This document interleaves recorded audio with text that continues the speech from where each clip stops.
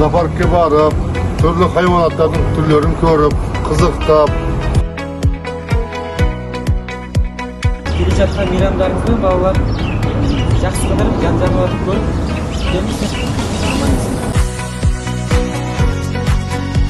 Etmez devletin illerini etmesi tilevlerinde jortkanda jollarımız bol.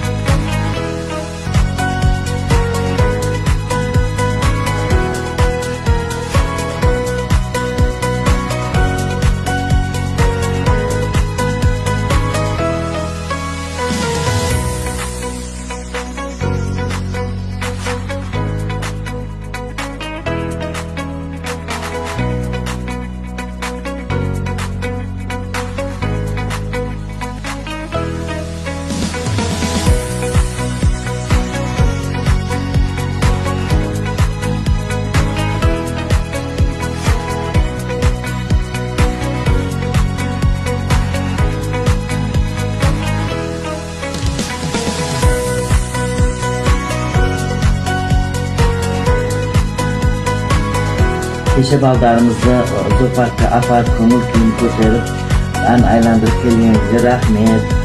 Amca, ben git koyalım.